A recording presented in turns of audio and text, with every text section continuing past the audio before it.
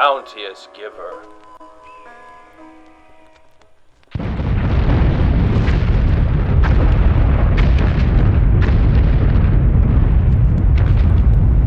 We hear afar the sound of war. As the rocks they rend and shiver, they blast and mine and rudely scar the pleasant banks of the river. What if your city storms the sky? Your streets creep on and multiply. Can puny might rear cliffs on high? Can you give us back our river? There was a great hue and cry, and what a cry it was. Outrage met the Gilded Age on a yacht along the banks of America's Danube, and in short order, a chorus of influential voices in politics, industry, banking, science, and the arts stubbornly and persistently secured 12 miles of Palisades cliffs above the Hudson River just as the demand for its hard, brittle rock was reaching its height. At the helm of the ship was George W. Perkins, Sr., the Palisades Interstate Park Commission's first president, whose special talent was in connecting vision, need, and resources. The very year the commission was created, state and private funds were combined to purchase the quarries, and the blasting along the lower Hudson ceased on Christmas Eve, 1900. At the commission's 1909 dedication, also marking the commencement of the Hudson-Fulton celebration, the 48-year-old Perkins summed up the first 9 years. Here, within sight of our great, throbbing city, is a little world of almost virgin nature, which has been rescued for the people. It was my idea, and that of my fellow commissioners, that the park thus started should be something more than a thing of beauty for the gratification of the eye. The commission built shoreline recreation facilities along the lower Hudson and provided the means to get to them. As the public embraced this newly conceived experiment, the commissioners quickly realized that the public's thirst for parklands would not soon be quenched. While the commission's vision of creating a national park of the Hudson Highlands would first gain public attention in a 1907 article written by Dr. Edward Partridge, a prominent obstetrician, future commissioner, and owner of land atop Storm King Mountain, it was one of Partridge's closest friends, Edward Henry Harriman, a fellow Highlands neighbor who gave this idea its earliest breath of life. I never cared for money, except as power for work. What I most enjoy is the power of creation, getting into partnership with nature and doing good, helping to feed man and beast, and making everybody and everything a little better and happier for having touched it. E.H. Harriman touched a lot. A minister's son whose early penchant for numbers led him to Wall Street at age 14 and a seat on the New York Stock Exchange by 22, Harriman inspired confidence in himself above all. His purchase of 34 miles of upstate railway at age 33 began a meteoric rise in railroads that would eventually have him overseeing 75,000 miles of track and employ more men than the standing United States Army. A lover of wilderness, he turned a doctor's order for rest in 1899 into a 2-month, 9,000-mile scientific expedition to Alaska attended by his wife Mary and their 5 children. It was a who's who of the nation's top scientists, including who expedition photographer Edward Curtis called the two Johnnies, Muir and Burroughs. Closer to home, his purchase of tens of thousands of acres in the Ramapo Mountains, heavily mined of iron and stripped of trees, guaranteed him a broad canvas for improvements, and his touch would be felt through the creation of not just improved local roads, but also a partnership with Yale School of Forestry aimed at restoration of the forest. And there was also the building of Arden, the family's estate, completed in 1909. E.H. would live at Arden only a few months before his early death at age 60. It was enough time, however, for E.H. and his wife Mary Williamson Averill Harriman, a full partner in her husband's philanthropy as well as his purpose, to plant a much larger seed. His 99-word will left her everything, including the title, The Richest Woman in the Whole World. In conformity with the plans heretofore proposed by the late E.H. Harriman, I propose to convey to the state of New York, on certain conditions, a tract of land comprising about 10,000 acres, to be held by the state in perpetuity as a state park. Her conditions were simple. The proposed 700-acre prison at Bear Mountain must stop construction, and a combination of state and private funds in the amount of $4 million must match her additional gift of $1 million in cash. It took Perkins less than 2 weeks to collect pledges exceeding the private contributions, and the deal was done. On a beautiful autumn day, October 29, 1910, 18-year-old William Averill Harriman, acting on behalf of his mother and family, spoke publicly for the first time.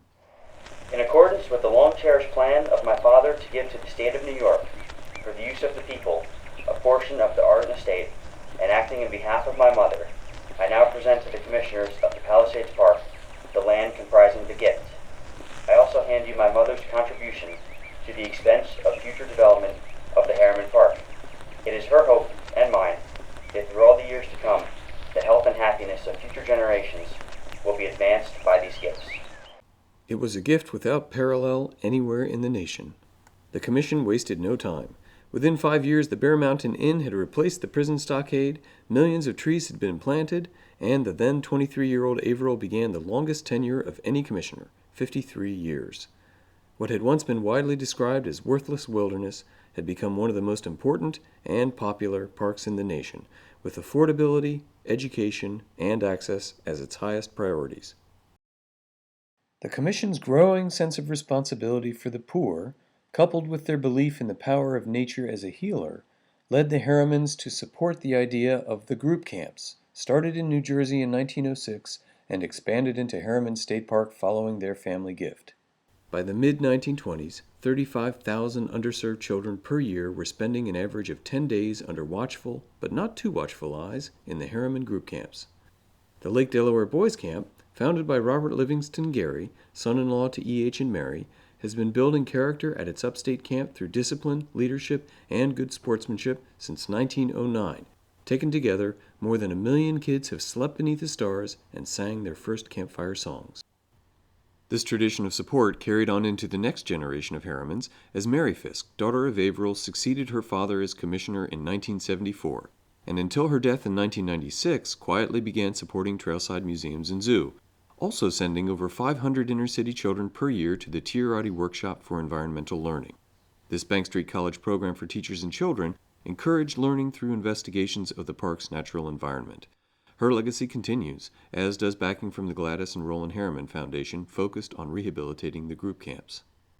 Concurrent with the growth of group camps and the automobile age, the Commission sensed an opportunity to expand access to these parklands even further. They built Seven Lakes Drive, first envisioned by E.H. as a link to the eastern part of his property.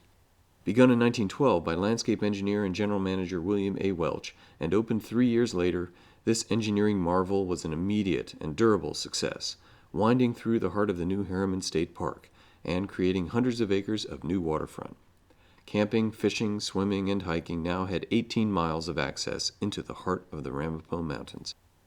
Visitation soared. The family's fascination with transportation did not end there. Roland Harriman, brother of Averill and future commissioner himself, led the financing and development of the first vehicular river crossing between New York City and Albany, the Bear Mountain Bridge.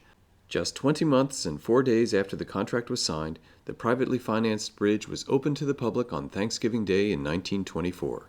An artistic delight as well as an engineering success, it was the longest suspension bridge in the world at the time and the first to have a concrete deck. A major achievement, it easily brought the outer borough masses to Bear Mountain.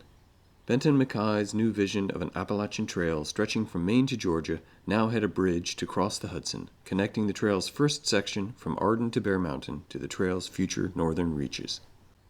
With grants continuing for important land acquisitions at Tolman, Sterling Forest, and Rockland Lake in the decades to come, the family's support never flagged. And as attendance continued to rise throughout the decades, the family's interest in transportation grew as well. As governor of New York, Averill welcomed a new era of park access when he presided over the opening of the newly completed Palisades Interstate Parkway, an artful 42-mile link between metropolitan New York and the park that the family had envisioned and fought in favor of for more than 4 decades. Averill Harriman Fisk and his cousin, future Commissioner David Mortimer, cut the ceremonial ribbon. Listed on the National Register of Historic Places in 1998 and named a scenic byway in 2001, 20 million cars now traverse this linear park every year. The first car to ride its entire length was a 1928 Model A Ford loaded with kids, Governor Harriman at the wheel. As they continued to champion the Commission's work, E.H. and Mary's desire to leave everything better for having touched it is still felt as the family moves across the nation, actively supporting organizations devoted to open space and public recreation around the country.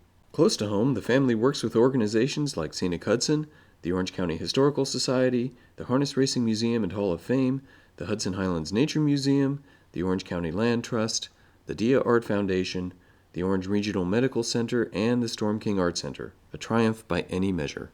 The Harriman is once again a commissioner, and the family's work continues to preserve open space in the Ramapo Valley and enhance Harriman and Bear Mountain state parks, now exceeding 50,000 acres. In 1932, Commission President J. Duprat White said this of the 1910 Harriman gift. These acres, in human terms, are laughter, grateful hearts, sparkling eyes, deep drawn breaths, and the rejuvenated lives of myriads, young and old, who in this Garden of Eden have refound joy in life and trust in God. At the 1940 dedication of the family's gift of Joe Davidson's bronze sculpture of Walt Whitman, Averill captured the essence of the family's long commitment to the simple gifts of nature and beauty. The glaciers of centuries ago have left this rock, which now serves as the base nature has provided for the statue. It is off the highway. Whoever would see it must come here on foot. We leave this statue to commemorate the spirit of our mother and father, who, in the fullness of their own lives, have contributed to the joy of others. So many people climbed the rock to touch Whitman's hand that its sculptor had to replace it with a more durable metal. All are better off for having touched it.